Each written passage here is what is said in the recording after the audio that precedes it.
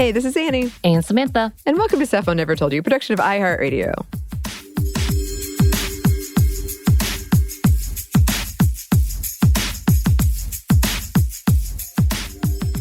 And today we are continuing our long technology streak. There's a lot to talk about in the world of technology. Really is. There really is. And this one is a hot topic right now, is a hot button issue, because we are talking about artificial intelligence and women.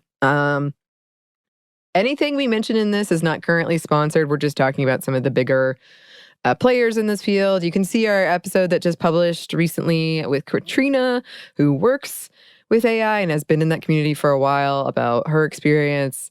The date is February 7th, 2023. And I'm saying that because like every day I get a new piece of information about this.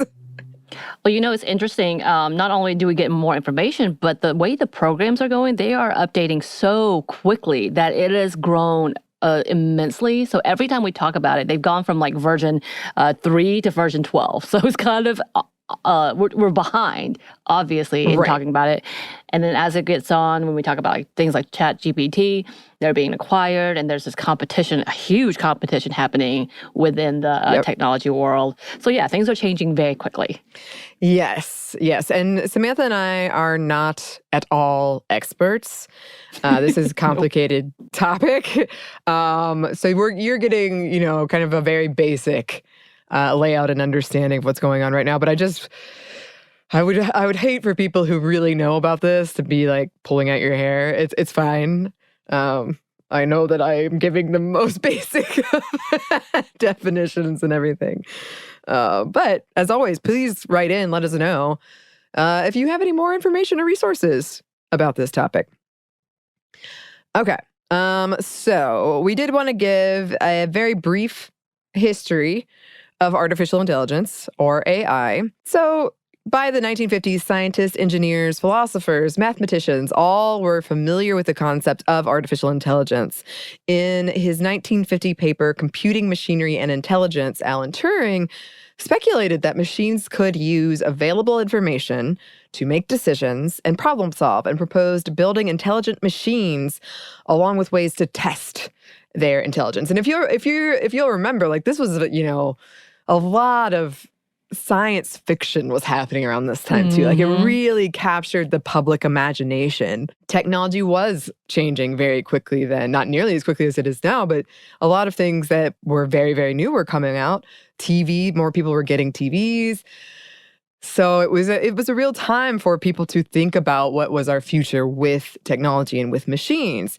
However, this paper comes out, the technology just wasn't there for what Alan Turing was proposing. And everything that was available was prohibitively expensive. That didn't stop people from trying, though. And a couple of years later, a few men came together to create a program called The Logic Theorist, which many label the first AI program.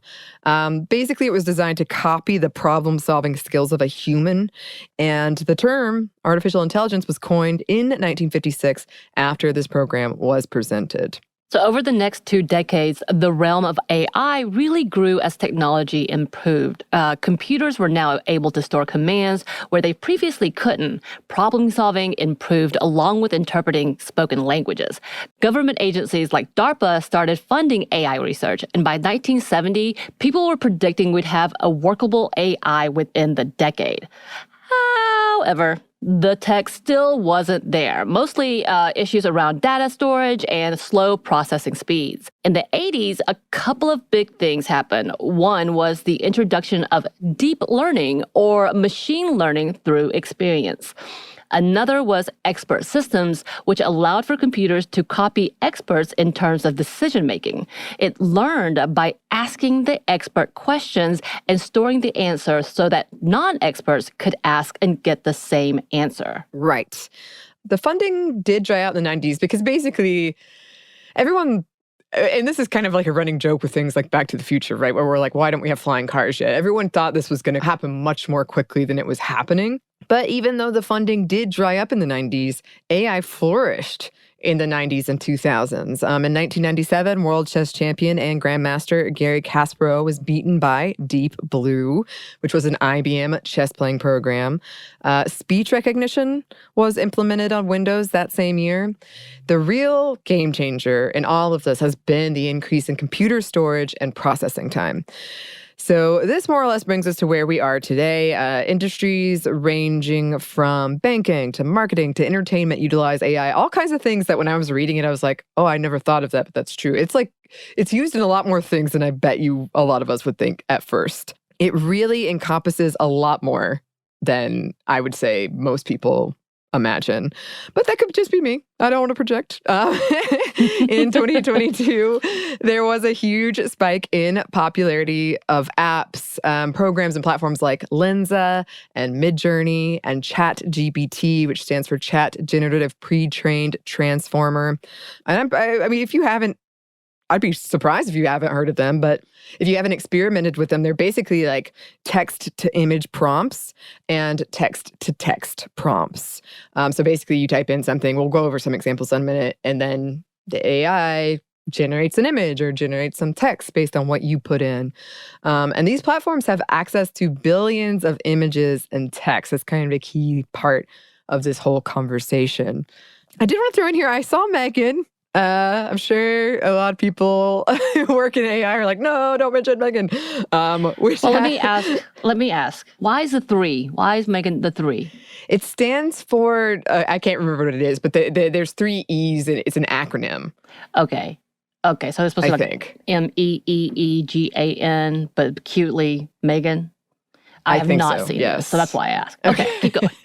Okay, no spoilers. But it had an interesting commentary about AI and about how the issue is more people and biases programmed in and learned with AI. I read an essay about it that has stuck with me to this day. It was about teaching an AI program to, like, I don't know, sign the prettiest signature you've ever seen. And nothing nefarious, but just the way that the AI interpreted the code or the prompts that people were putting in, it ended up destroying the world. But it wasn't designed to do that. Okay, then. Yes. But it's also, Megan also has a lot of stuff around like the relationships we form with machines, but I would say it was more about replacing human connection with machines was the commentary that was happening. I do think this is the fear, discomfort a lot of us have after seeing so many movies. Again, going back to that kind of sci-fi thing. A lot of times the first thing that comes up is like, what about what happened in the Avengers? You know, that kind of thing. I think of The Matrix, and I just hope that we have a Neo. We got to get to training. We got to get training. All right. So we do have a few numbers about this rapidly growing market for you. First, it's expected to be worth about $267 billion by 2027, and it will contribute an estimated $15.7 trillion to the global economy by 2030. 37% of the businesses and organizations use some type of AI. Actually, we just had a fellow podcaster use ChatGPT to do some scripts, so that was interesting. Yeah. Leave it at that. Brings us to our next number. So here's an interesting number. It's estimated that by 2025, 2 years from now, AI will destroy 85 million jobs, but create 97 million jobs. So y'all better get to learning this AI thing. I guess us too. Oh, damn. Yeah, I know. Well, and so I've seen a lot of conflicting numbers about this, but I do think we even kind of used a loaded term, destroy. I feel like we are not talking about the creation part so much as these jobs will go away, which is scary. Like, that's a scary thing, don't get me wrong, especially if that's your job, that has been your job. But it will create jobs as well.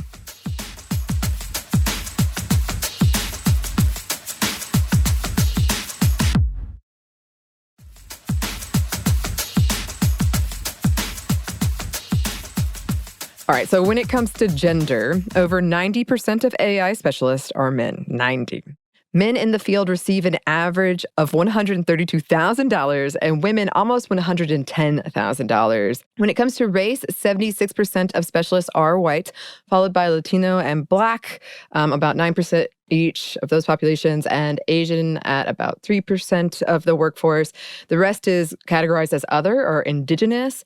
Black and Latino specialists, Latinx specialists, receive the lowest pay of these categories. There aren't too many numbers about queer folks in this space, but one chart we found suggested that in a breakdown of job titles, queer people generally hovered around 5%, but in some areas reached around 10%.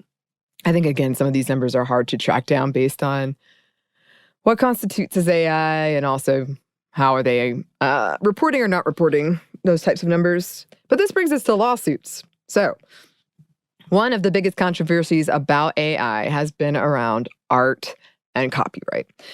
So if you don't know, recent AI programs and platforms have written children's books. They've created so much art, all kinds of things, much to the outrage of a lot of folks in the creative space. So if you haven't used these platforms, you can basically go to a site, type in pretty much anything you want, from very clear to super obscure, and a handful of images will get spit back out at you, or in the case of ChatGPT, an essay or something like that.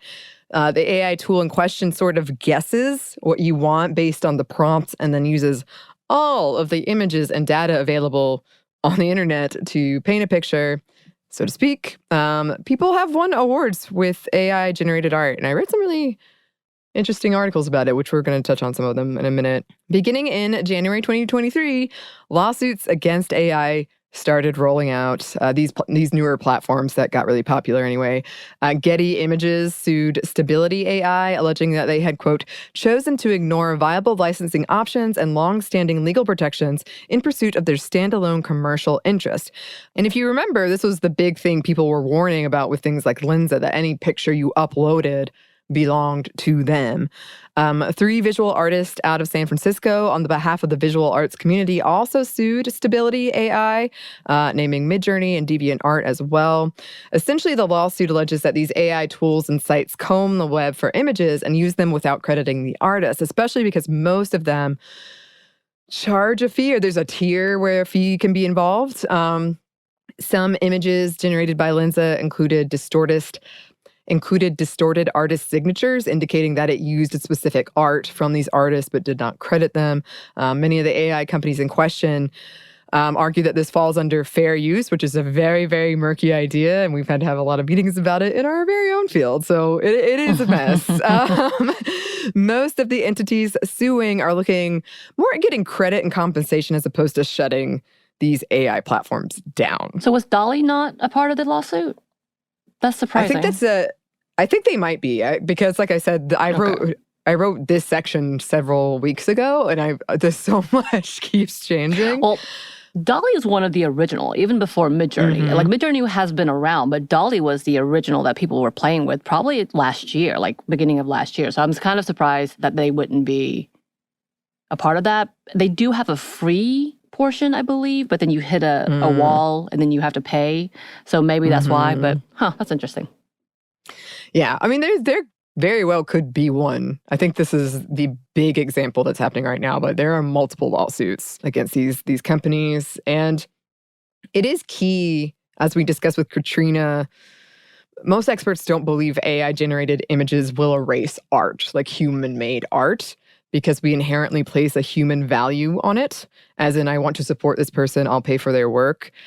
Most people do, not everybody, but you kind of are like, oh, I want to support this person, or this feels different than something I could just make online. But that being said, there are indeed questions about copyright of styles and the like. And on top of that, some artists argue that some, not all, but some AI-generated images are art, and they require creativity and experimentation. So it's like there's so many conversations happening around this right now, because it feels new. And as Katrina also mentioned in that interview we did with her, it's kind of, sometimes these shifts just happen, like with Photoshop came on the scene and we were all kind of trying to figure out what that means. And it's similar. And also, as we discussed in that episode with Katrina, who does work in this space, there is a question of accessibility and how AI can help in that way. These kind of AI-generated programs, these kind of AI-generated text to art or text to text things could be a really beneficial tool for people with accessibility issues. Right. And yeah, like you said, it does take a skill for prompting, which is how you kind of pull into things. But it's also worrisome what you prompt, what people can prompt. Yeah. And speaking of, another concern around things like Lensa that owns images you upload. And that was a big to-do. People did not read the terms and conditions. After being called out on Twitter, they updated their terms of use in December. They still own your images to train AI, but they now allow users to delete their data, which I'm kind of concerned about because, we talked about that with 23andMe and DNA testing, how one company may say so, but what does the other company get a right to? And yes, that means they own your image, your public image. There's a whole conversation about, that's a side conversation, makes me worried about deep fakes, which is a whole big issue right now in the world of technology as well. But if you get these images on through these applications, who owns them, who can use them, and what can they be used for? This has kickstarted conversations again around privacy and how it seems hopeless to protect ourselves unless we exit the grid completely, because there's every single social media platforms that allow for selfies with filters have a type of AI filter. But that's the conversation in general when you upload things into social media platforms in itself. That's a good point to make. As we do with all of these technology episodes, these AI platforms are not alone in doing this. They're this is an issue across a lot of platforms. And I remember one of the big things that happened after Lensa blew up in December was everyone was take down all of your selfies, take all of them down. Yeah. And then I know before, Google got in big trouble with that several years ago, but people would suddenly see an ad and their pictures in the ad, and they didn't agree to do that. But I believe at the time, Google's argument was, well, you uploaded it to Drive, so wait. It's ours. What? Here's a quote from Dazed Digital. There's an adage that's been knocking around the internet for years in various forms. If you're not paying for the product, then you are the product. Actually, this quote can be traced back to a 1973 video by the artist Richard Serra and Carlotta Faye Schoolman, Television Delivers People. Quote, commercial television delivers 20 million people a minute, reads scrolling text. It is the consumer who is consumed. You are the product of TV. You are delivered to the advertiser who is the customer. He consumes you. You are the end product. Sounds familiar, kind of like the recent episode we did with Bridget.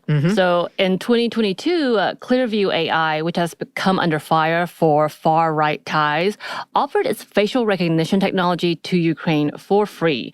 The country has used it to identify hundreds of deceased Russian soldiers in order to alert the family, but some have argued that this is a way of chipping away at morale. And we've discussed before about how facial recognition AI is not infallible, especially when it comes to people of color and especially Black people.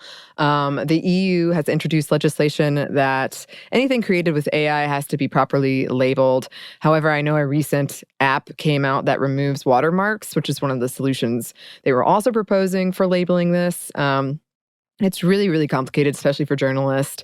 But ideas that have been suggested are metadata, titling, reveals, interstitials, bylines, annotations, side-by-side, platform and non-platform warnings, and none of this is uniform across platforms. So basically, a lot of this would require the person to be acting in good faith and label things properly, which I don't believe is a thing that we can trust people to do. But Right. They're constantly stealing videos, constantly claiming videos or ideas, especially in today's age of trying to be an influencer. It's quite interesting.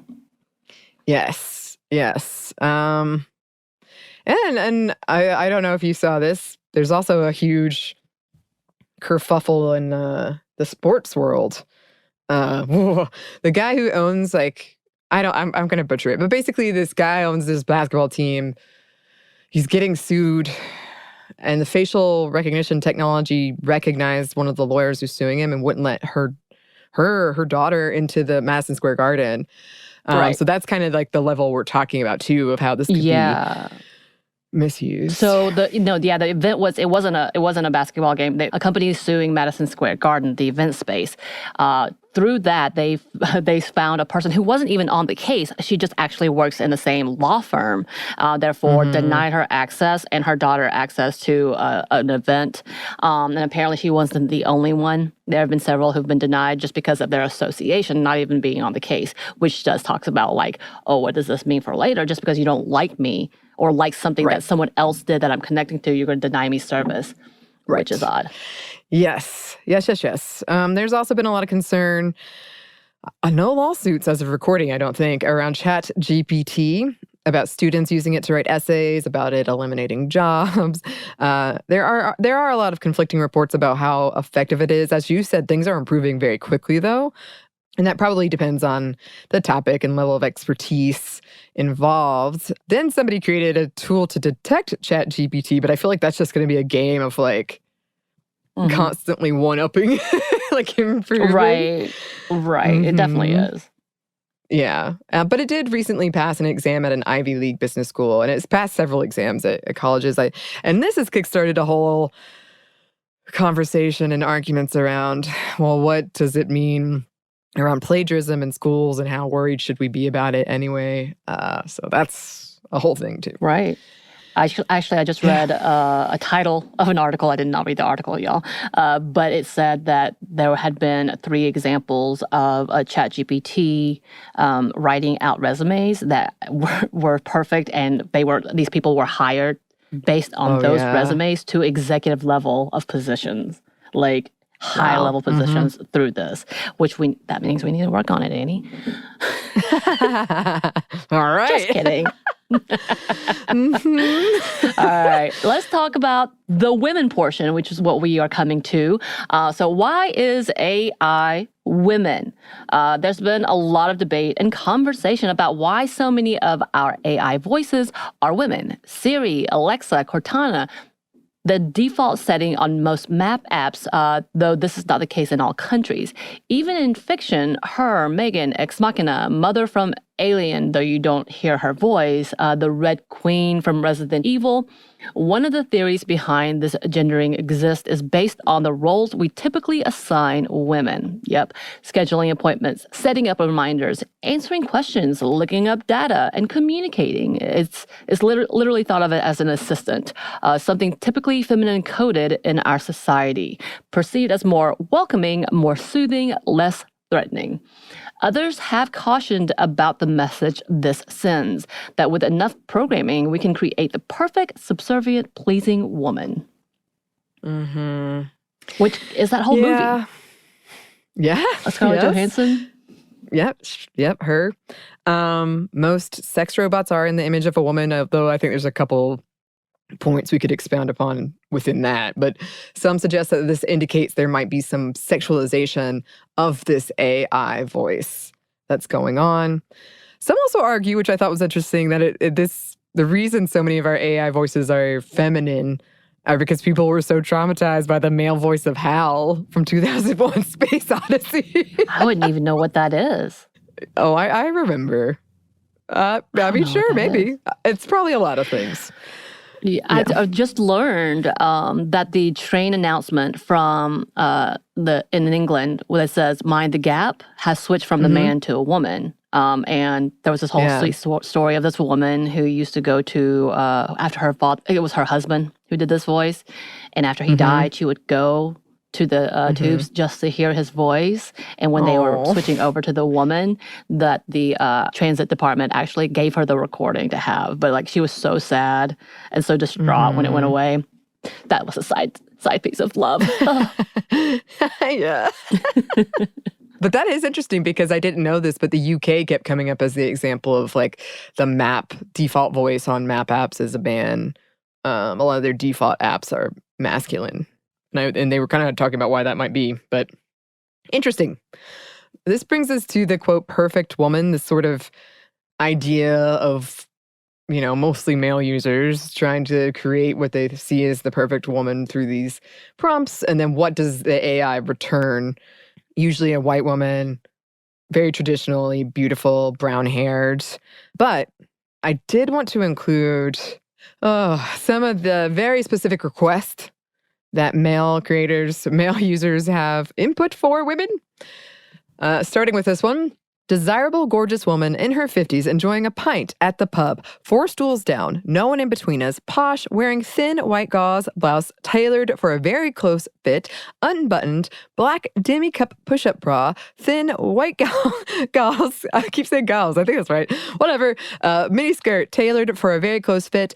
Gartered fishnet hose. High heels. Long straight hair. Redhead with large bust. Narrow waist. Wide hips. Trim fit body. Curvy. Full lips. Very little makeup. Nice muscular legs crossed, smiling. Back to the counter, leaning back on the counter, propped up on elbows, revealing skin. Side profile view, ultra wide angle lens, hyper realistic 3D render. Okay. Right. So, like we had a whole experiment with some of the things and just put in a woman prompt, and most of them came out redheaded, busty, small, very gorgeous, unrealistic looking women. And it was kind of interesting that was the first basis, to the point that there was conversation with the creators, like, why is this thing? And as we talked about with Katrina, that's what's on the internet. That is what is out there. So therefore, that is what it's bringing back in. But yeah, stuff like that prompting is more common than not, and it's getting very specific, to the point, I think, there's so much conversation that we need to have about who is controlling, just like in any social media platforms, as we've talked about before, like the guidelines and making sure they stick to the guidelines as is without question, because there's so many things that could happen, including the fact that I've seen obvious anime versions of young girls scantily dressed, and you know who this is for. And it's so concerning that this is continued thing. Like, this shouldn't be a thing. Like, this is not healthy in any way for anyone. Yeah. And that's kind of it gets really complicated really quickly, because that's part of the issue is also, as you said, like, what are we upholding as a society as, like, the beautiful, perfect woman? What is a woman? Like, when you just type that in, what does the AI return to you? Because that says a lot. But then also, by doing this, by putting in these prompts and by being like, oh, this is what I meant, it's like reinforcing the learning on the AI side as well. Exactly. But it's also like we said with Katrina, if I think part of the issue too is it's a lot of men doing this so they can kind of objectify women, which, but like, if you're a woman and you want to have a, sexy picture of you, or if you want to look at sexy pictures in a safe, consensual way, I don't know, that's fine. So it's like, I don't want to stigmatize women's bodies or sexualize women's bodies even more than they already been. But at the same time, they are being sexualized through these AI. So it's just, it's a lot. It's a lot. That comment I read, apparently this guy, it's the same guy, and they just followed him trying to find the perfect woman in his mind over several hours worth of prompts. So you can read, if you wanted to, you can read the whole journey he went on. But I don't think he ever... Yeah. No. OpenAI recently changed its algorithm to be more racially diverse. We'll see how that goes, because part of this is, they're all white women. From what I understand, Samantha, you told me a story about how it's making dogs even sexualized women. It's really interesting because you can't upload photos and it'll try to translate that, and this sometimes works, it sometimes doesn't. It hasn't gotten there, y'all. It hasn't gotten to that point. Even I think people who have used the AI filters have realized this is not me. This is kind of me, but not me. Right. That kind of version. And there was an experiment when they uploaded my dog, they being my partner, and it just did some prompts. None of it had to do with women. None of it had to do with it. But it was a couple of pictures actually gave her breasts, gave her a shapely look, and she was humanized, which was a nightmare, y'all. I never want to see those images. Why did it have to happen? But it was interesting that was a prompt. That was, I think at one point it was something about like sophisticated dog, essentially, because my dog is very sophisticated, if you were wondering. Of course. So the AI must be as well. But it kind of like, one was really funny. It looked like it was her scruff around her neck looked like the royal old school British wear. So she kind of looked like a British royalty at one point. but male version, I guess. And then others were just literally feminine human features on her because of that word sophisticated or any of these things, maybe like that just automatically made her to have breasts, which was like, why? Right. Yeah. I mean, there's a lot of stuff there we could unpack, but it just seems like if there's an opportunity to sexualize something, then that's what's happening. How dare you? Not to Peaches. How dare you? How dare you? I tried to find out more information about this. We'll probably come back to it in the future. But the first AI model, which this is a thing, was a Black woman named Shudu. And here's a quote from the outlet. Within the first 2 years of her career, she was featured in Vogue, Hypebeast, V Magazine, and WWD, fronted campaigns for Balmain and Ellis, graced the red carpet at BAFTA 2019 Awards wearing a bespoke gown by Swarovski, released her own record, and was named one of the most influential people on the internet by Time. However, her creator is a white man who is making money off of this, and in the words of Twitter user Vanessa ID, that's what you're enabling Lensa to do when you give them your likeness. The more images you give it, the smarter and more lifelike it becomes. In addition to deepfakes and putting your face somewhere it's never been or saying something you never say, AI is also like blackface. Yeah, because I thought I was going to find more about this because I remember that kind of being a big conversation at one point of like these creators you're following on social media aren't real. And who's running them. But I couldn't actually find that much about it. So again, listeners, if you know, please point us in the right direction. But yeah, I mean, we're going to talk about deepfakes more in a second, but it is very scary, the idea that somebody could be using your likeness to say something you wouldn't want to say and to make money without your permission.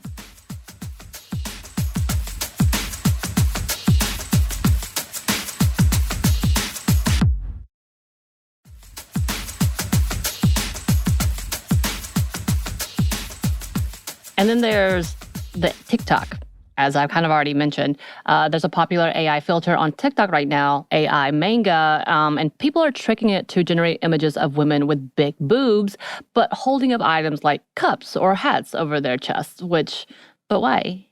Yeah, so basically they're like putting hats over their chests and then it tricks the filter into making like big breasts, I guess. Right. I haven't gone to that side of TikTok. I've seen the ghost TikToks with the AI, like if the image pops up and that's that, and then the dog, are they human? Or the animals, are they human or are they? Because like sometimes when you take the manga thing on animals, they appear as human manga, and so you're they're skinwalkers, is what they say. Oh, dear. My dog is not, if you're wondering. Peaches is not a skinwalker. I see. But then, let's talk about revenge porn, which, as AI has exploded, moderators and guides have scrambled to keep up with it, especially in terms of banning harmful content. And this is complicated to say the least. Some terms are outright banned, others are debated, and of course, this involves individual biases and can vary around the world. Some platforms have rules against generating images of celebrities, for one instance, which is interesting because I know recently something came up. God, this is things that I know because my partner's really into it. The word black in Spanish has actually been banned. And a lot of Spanish and Latino people are like, you can't do that to us. But at the same time, you're like, we're so sorry. We're a company based out of the U.S. and racism is a big thing. We really can't do this. I apologize that you can't use your Spanish words, but can you do this? And that is complicated. You do have the moment of like, oh, how does that go? Yeah, especially as we said, things around the world do vary, and it is complicated for sure. And this is one of the things I was really worried about with AI was revenge porn. It was one of the first things I was like, oh no, I'm sure. There hasn't been too much written about it yet, but one article over on Wired wrote about how Lensa generated nudes. The author wrote about how Lensa generated nudes from her childhood, despite having the rules, no nudes and no kids, adults only. Women have reported uploading modest images of themselves only to get nudes or cartoonishly sexualized images in return. And the article warns this is the danger of how much we sexualize women. Here's a quote. I, for example, received several fully nude results despite uploading only headshots.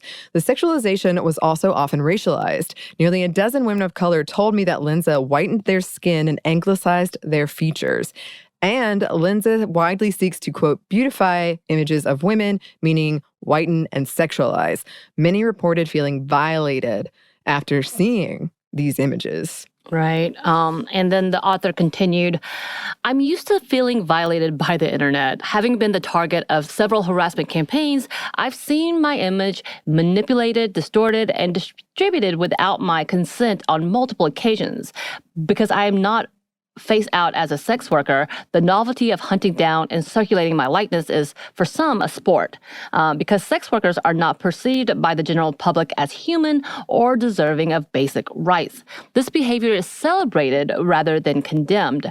And because sex workers is so often presumed to be a moral failing rather than a job, our dehumanization is redundant. I've logged onto Twitter to see my face photoshopped onto other women's bodies, pictures of myself and unclothed clients in session, and once even a word search comprised of my face, personal details, and research interest. I'm not afraid of Lensa. Yeah. Basically, she was like, I've seen this before, Lensa. Yeah. And I'm going to see how bad you are. Because she was doing tests to see, like, what would happen. Yeah. And the images were horrifying. A lot of them with a child's face on clearly an adult nude body. Right. And again, like I said, some of the images that I've seen that's just projected, and you're like, why? We know what your purpose is. Why are you doing this? And it's obvious what it is to sexualize young women. Mm-hmm. And without any moderation or oversight, the potential for AI-generated violence inherent in, quote, magic avatars is staggering. Lensa doesn't seem to enforce its policies prohibiting nudity in minors, and it doesn't have any policies at all stipulating that users can only upload images of themselves. Its only relevant specifications are, quote, same person on all photos and no other people on the photo. And like most other tech innovations, Lensa's misuse will most severely harm those already at risk: children, women of color, and sex workers. Yes. So that was another quote from the article. The author also points out how this could impact the sex work industry, not just the art industry, and sex workers incurring blame for, quote, teaching the AI by posting adult content when it was never intended to be used that way. A lot of platforms like Midjourney do have a PG-13 rating, but it's similar to what we talked about in YouTube, where people are still finding ways around this stuff. Right. Well, TikTok is supposed to be, like, I think 12 and older or something, or 13 and older, and it ends up being younger kids, and you're just trying to figure out why. Right. Well, speaking of, it's time to talk about Loeb. Yay! Yay! Who is the creepy AI woman who is haunting the internet and our dreams, and was the original impetus for this episode, because I hadn't heard of this. Yes, no. You brought it to my attention, and I actually was thinking of something totally different. Yeah, we were on two different pages, but like, no, go look, though, go look. Yes. And you're welcome for the nightmare. Yeah, thank you. First introduced to the internet on September 6, 2022, this text-to-image AI-generated woman has been haunting the internet. She has been called everything from the first cryptid of latent space to a demon to a queer icon. I was going to try to describe her, but honestly, she appears in so much stuff. I would say generally she's like a creepy older woman. She's genuinely creepy. We'll talk about that more in a second. Not always creepy. But an older woman with brown hair. She's white and she's got dark eyes. Distorted face. Usually. Loeb was created in April of 2022 by Twitter user Supercomposite, who detailed the whole process in a Twitter thread. The super short version is that this user put in a negative prompt, Brando, on an AI platform, meaning the AI generates the opposite of the prompt. And it returned an image of a skyline with the letters Digita PNTICS. The user put that in as a negative prompt, so that phrase plus skyline logo, and it returned Loeb because the text We call her that because the text seems to appear in one of the images. And again, we're not experts at this. I hope we haven't totally butchered it, but it's a really interesting process because you're essentially asking for the opposite of something. And opposites can be interpreted in all kinds of ways. But it's also interesting because you might guess it would return Brando, the original negative prompt, but it didn't. And of note, negative prompts don't always return the same images. So it's puzzling that Loeb consistently returns this woman. One explanation for this is the fact that the opposite of logos, or at the very least, because it's kind of like the way they explained it, it's like imagine a brain, like a map, a neural map, and it's not necessarily like the opposite is how you and I might think of opposite. It's the opposite is the thing that's the farthest away from whatever you put in. So the opposite for an AI of logos might be something that is scary, gory imagery. And these images, to be clear, don't previously exist. They are being created in response to the prompt. Though now we could be in something of a feedback loop because people are feeding images of Loeb into AI platforms. And Supercomposite has confirmed Loeb does exist on multiple platforms. They haven't said which one was the original one they used because they didn't want people to, I don't know, mess up, all flood to it and mess it up. Maybe, yeah. Mm-hmm. Feels like the newer Slender Man to me. Mm-hmm. But anyway, so Supercomposite didn't stop there, feeding the AI that image and instructing it to create something new using Loeb as the base image. The results were unsettling, to say the least, including images of decapitation and goriness, adults and children alike. Supercomposite said Loeb, quote, haunts everything she touches and, quote, I guess because she's very far away from a lot of concepts, and so it's hard to get out of her little spooky area in latent space. The cultural question of why the data put this woman way out there at the edge of the latent space near gory horror imagery is another thing to think about. It's possible there's more to the story Supercomposite isn't telling, but the story certainly grabbed the public imagination. Me too. Yes, it did. It did. When I was researching this, I was looking at some of the pictures like, what? Yeah. What is this? You're welcome. Yes, thank you. Thank you. Some have questioned why our culture, as Supercomposite was saying, and by extension AI, associates older women with horror. And, that highlights some ageism, ableism, sexism. Supercomposite said of the people's reactions to the first images of Loeb, because the first images weren't that creepy, or at all creepy. They kind of went on this process to find out what's going on in this latent space. But it took a minute before they became the really creepy, gory ones, right? Supercomposite said, clearly it's AI made an association it shouldn't have. I also think some people are being very stupid and making fun of how Loeb looks in the first pictures, like that's the horror show. That's not the point at all, and it bums me out. She looks like an average person to me. Just really sad. Aw. Yeah, so you can follow the Twitter thread and see the first ones and to what it eventually became. But that is interesting. Oh gosh, there's so much to talk about here. Yeah. There are efforts to make AI more inclusive, though there's a long way to go when it comes to pretty much every part of this world. Who's working on it, who's using it. It's not as many women using it. And these kind of things with what images get returned and generated. I did find an organization called Black Women in AI that has a podcast. I would love if anybody else knows of more things like that. Because we talked about that with some newer technologies where people are trying to, at the beginning, VR, we talked about it, take steps so it is more inclusive. But we'll see. Like we've been saying this whole time, it's growing so rapidly. Well, we'll see. Maybe one day, ChatGPT will replace us. Well, if they write for us, we'll voice it. It depends. I like to write my own scripts, ChatGPT. Well, this has been quite the roller coaster, but Listeners, if you have any experience with this, any thoughts, any images you'd like to share, any resources you'd like to share, we would love to hear from you.